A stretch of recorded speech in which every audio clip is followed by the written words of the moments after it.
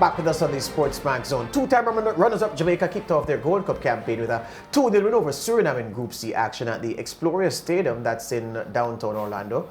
The Reggae Boyz got their goals from Shamar Nicholson and Bobby Reed, 2 first-half strikes. Now, Theodore Whitmore's team will be next be in action on Friday against Guadeloupe. Joining us now is the former TNT international Brent Sancho. Brent, how goes it? Not bad, my friend, not bad. Good to see you, George. Hello to yourself, Lance, Mariah, and of course, all your viewers. Right, so all 4 of us thank you. Myself, George, Lance, Mariah. I like that, George. Brent, Gold Cup is upon us, and after we toasted the heroics of your team, your nation, coached by your ex-teammate and your good friend, Angus Eve, and I was going to wear Angus gave me a Northeast Stars jersey, one of his old Northeast Stars jerseys from his playing days. He left it with me as a gift when he was last here. I was going to wear it, but it's not Friday. It's going to feel weird. Not even I can pull it off. You know I can pull anything off. So I'll leave that until Friday. Yeah? But anyway, so TT did very, very well. And now the pressure is on because I expect them to come from the group. After holding Mexico 0-0, everything is possible. So I won't accept anything less. But we'll talk about TNT another time. We're talking about the Reggae Boyz and that opening 2-0 win against Suriname. I want you to talk to me about the tactical approach by Whitmore's team. First and foremost, George, it's a good result, of course, to start the Gold Cup with a win, a 2-0 win against a Suriname team that we know has caused some problems in the past as it relates to their competitiveness and what they bring to the table. From a tactical perspective, it was not the best of games to the Reggae Boyz. What I found extremely strange as it relates to their approach to the game is how much possession and how much they gave how much impetus they gave the Suriname team. Of course, this is a talented Suriname team, but I still believe that the Reggae Boyz and what they possess in their arsenal should have been a bit more dominant, certainly from the possession standpoint. And I think they should have been a lot more dominant as it relates to chances created. And in both departments, I think they struggled a bit. They certainly wasn't fluid as I expected them to be. And I would have liked them to be. And I think they relied heavily on the individual talents of Reed and Bailey in particular. Nicholson as well.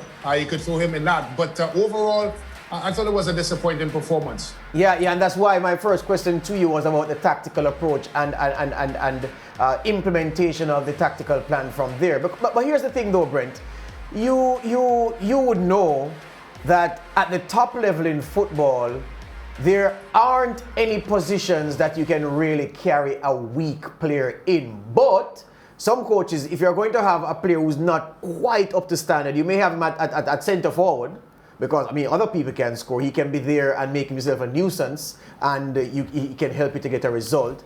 But there are very few positions other than all the way up there. Maybe you can have a winger who has an off day, but then again, he has to track back and help his fullback on his side of the field, so he has defensive responsibilities as well. But you get the point I'm making. There aren't many positions that you can carry a weak player or have a player who has a weak performance, but center forward is perhaps the most likely place. We were good at center forward. I'm saying I think we had a weak player at the base of midfield. And when we were looking at the squad, I was saying to Vassal Reynolds, an experienced and schoolboy cup-winning coach here in Jamaica, that the defensive midfield options for me were dicey. Because I don't think Michael Hector can be my defensive midfielder, Brent, my first receiver from the center halves, and the man who then sets the platform for my playmakers to play. I don't think he has that in his locker, and asking him to do this at this good level where Suriname is a good team, Guadeloupe will be a good team, the other teams at this level are good teams. And I thought that was the start of the problems Reggae Boyz had in that game against Suriname. What say you?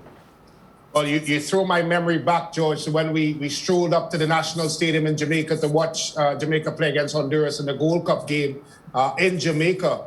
And that particular problem showed itself with Michael Hector. He is just not that type of player. Look, I myself, as a former centre-half, have been asked at club level to play in the anchoring role of a midfield. And it is a bit of a challenge because you are expected, to play in the half turn. You're expected to kickstart many of the attacks moving forward. You are the joiner between the ball moving out to the back into the middle of the park and, of course, going forward from there. And if you're not able to of course, apply some of the strengths that needed to do that, then your team is never going to be able to kickstart their way forward. And as I mentioned at the start of the show, I thought from a possession perspective, Jamaica struggled. They really did. And a lot of it was down to the fact that Hector himself is not comfortable receiving the ball in the half turn, receiving sometimes with pressure on his back. And Suriname did squeeze quite high sometimes. And that in itself caused its challenge and presented a lot of challenges for Jamaica building proper attacks. And if they did not go direct in many of the occasions, certainly both goals would not have come from that. And more importantly, they're starving, they're more attacking and more dangerous players of the ball. And we saw that throughout the 90 minutes against Suriname. Definitely, Brent. Well, on Friday, Jamaica will be up against Guadeloupe. What are some glaring changes that the Jamaica Reggae Boyz would have to make if they are to come out successful? I think they need to be a bit more in control of what they do as it relates to building out of the back, controlling games. Look, let's put things into perspective. This is a Jamaica team that I personally expect to make a deep run into this Gold Cup. And I am looking at them now as they shape up moving forward to be a team to challenge from that end. And the way they're playing now, you know, they may get out of the group stages, but how deep can they go if they're playing the way that they're playing? As I said, the fluidity is a big part. The tempo of the game is certainly too slow, especially when you have the likes of Nicholson, Reed, and of course Bailey. You have to be able to move the ball a bit faster, especially with teams that are looking to play a low block against you. And I feel if they are to beat Guadeloupe, they're going to have to come out with a bit more purpose, a bit more intensity, and again, raising the tempo of the game. Yeah, so Guadeloupe and Costa Rica, the remaining matches in the group, Brent, for the Reggae Boyz. You mentioned about Michael Hector. You're not too happy with him at holding midfield. There was a recent friendly that Damien Lowe had played in the holding midfield position and from all reports excelled in that position. Do you think that Whitmore should use that option and get more out of that position that you feel isn't being adequately served with Michael Hector there? A lot of it, and it seems that Tapper wants to play with an actual centre-half playing in that position. And that's fine, but a lot of that comes down to how comfortable that centre-half is with the ball at his feet. Yeah, but I would suggest that Lowe is a lot more comfortable with the ball at his feet than Michael Hector is, yeah. That's my point, that he is a lot more comfortable. He seems to be more capable as well, Lance, with the ball at his feet. Because what you're asking that person to do is that they're the one that normally beats the trap. When a team presses very high, you need that person to, A, make very good decisions, and more importantly, protect the football, because you don't want to lose the ball anywhere near your goal. And I think Lowe seems to be more comfortable. Even looking at him from the centre-half position, he seemed very comfortable playing out to the back. And I think Hector, watching him at Fulham, watching him at Jamaica level, he always seemed to me to struggle in that position. And I don't know why they continue to use him then, because to me, he's a better centre-half. Yeah, I'm sure he plays well there in training. Still with football, UEFA have opened a probe into how hundreds of fans without tickets barged their way into Wembley Stadium on Sunday for the Euro 2020 final between England and Italy. The fans who attacked the various security checkpoints in packs, it was coordinated. They injured 19 police officers in their bid to watch England play their first major final in 55 years. We have some pictures. So this is one checkpoint. Of course, the security personnel in the high-vis vests, and they're just piling through. So there were plans, of course, for COVID temperature checks and the check documentation to ensure that you had the credentials to come in. That couldn't be done because this is what faced the stewards and the police person, the police with the plaid stripe on the caps. Those are police personnel in the caps, and those without the caps and the high-vis vests are just security personnel employed by the state, by the stadium officials. And it was just bedlam. The fans gathered outside, and the fact is that a lot of damage was caused by the fans. UEFA have opened an investigation, and that investigation will deal with the behavior of fans inside the stadium, because there was violence inside the stadium. There were people sitting in seats that were to be occupied by other people. So you came into the stadium, you got ticket 55C. When you went to 55C, there was a bloke in that seat heavy on his liquor already, who was telling you where to get off because he was here before you, and that even though you have a ticket for 55C, you should have gotten here early, which doesn't happen usually at these stadiums. What happened at the Euro final on Sunday. Then UEFA are also investigating how is it that so many fans without tickets managed to barge their way inside. They're looking at the security plan, and the reports are that if the investigation finds that there were serious lapses, then England could very well play their Nations League games, their next 2 Nations League games at least, without spectators. Brent, imagine what you saw, and these pictures are, well, we're just during a fans party, we showed you a bit of the fans barging in. Imagine this were a big match in Port of Spain involving international teams, and the Trinis did this to barge into the stadium in COVID times as well. What do you imagine the English press and the rest of the world would say about how people behave in developing countries and the third world?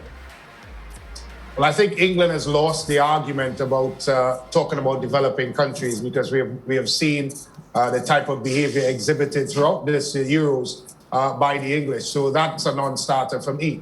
But, you know, I think you guys will remember when I came back from Russia, when I had the fortune of witnessing the Russia World Cup.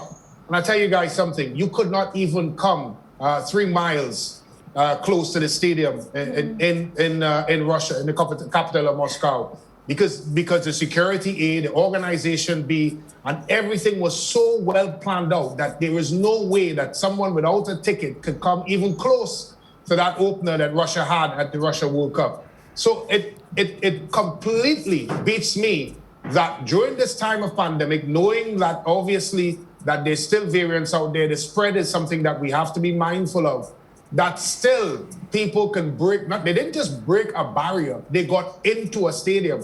And if you roll your minds back to Manchester United when they were hosting their game against Liverpool, and fans breached that as well, you have to suggest something is mightily wrong as it relates to the English way of hosting games, because for me, that just cannot happen, particularly with pandemic. You have to throw that into it as well. Of course, I went to Russia when there was no pandemic, but we're talking about pandemic and how important it is a person sit in the seats, etc. How can that happen? I mean, the scenes that we see coming out of it, it's not only just disgraceful, but I just wonder what happened there. And I think whatever punishment that they get, they deserve it. It's funny you talk about Russia and the World Cup and how the buffer zone built around the stadium, and how to get into the outer perimeter, well, the perimeter of the buffer zone, you had to have credentials. Look, a regular NFL game, I was last at an NFL game in, 2021, now in 2019. I went to watch the Giants and the Redskins in DC. And so imagine this now. You had your credentials and your tickets and everything else, and they scanned it. So they would scan me at the Hilton in Port of Spain. And then I'd walk from there to Hazley Crawford or to the Queen's Park Oval rather. So I'd walk from there. So I'd enter from there, show my credentials, show that I was authorized to be within the precincts of the stadium, and then I'd walk through various checkpoints there. So I don't understand how ticketless people got to the outer ring of the stadium itself, and you burst through one barrier and you're into the facility. It's almost as if there was security there for show only, especially in these COVID times. And I'm saying, Brent, the reason I'm highlighting this is because if this happened in a country like ours, yours and mine and anywhere in the Caribbean, you'd hear that is the uncivilized people who are living in the third world who don't know about security, and you're going to have to fly some white security expert in from England or from wherever to guide you and to teach the natives about security, and this would have been prevented. The country who would tell you that has this on their doorstep now and are facing a hefty fine and a ban from UEFA. And just to add to what you said, George, you notice it was people in suits and stuff, not just, you spoke about regular natives breaking in. These were actually like people wearing jackets and ties and walking in with briefcase. So it's not even people who aren't educated or who don't know better. It appears like the regular businessman was breaching these rules and doing whatever they wanted. Yeah, no, and look, George, you're correct. We always get the condescending tone when it comes to anything that happens here in the island and talk about third world country, etc. But look, what I've seen in terms of the scenes, and again, I throw back to Manchester United game against Liverpool, and this is not the first time we've had crowd trouble in Britain. This is a country that have at their fingertips a lot of information, a lot of technology power to eradicate some of these situations. As I said, in my experience in Russia, I counted at least 6 or 7 buffer zones before I could even get in to take a seat at my seat. And I dare not sit at the wrong seat because that was the kind of situation that I faced. But how can you now at this time, and you're right, because if this was in Trinidad, we hosted here a CPL in the bubble that I thought we did very well with, and we're asking St. Kitts to do the same thing. And the Jamaica Premier League is hosted and it's looking smooth, it's looked excellent on television. But how could you talk about a country that is supposed to be at the height, at the mecca when it comes to football, when it comes to, of course, a fan experience, and when it comes to organization, have these kinds of errors and mistakes? And you have to add as well, guys, there was also a streaker in the field that would have broken the perimeters of the ushers around the stadium to get actually on the pitch in COVID times. So I think a lot has to be answered as it relates to the English FA and the hosting of that game. And as you said, I would be very surprised if they elude themselves from getting a fine or even a ban from hosting games. Yeah, they can prepare to play their next Nations League games behind closed doors. Stay with us, Brent. We're going to take a break. When we come back, we talk some more football.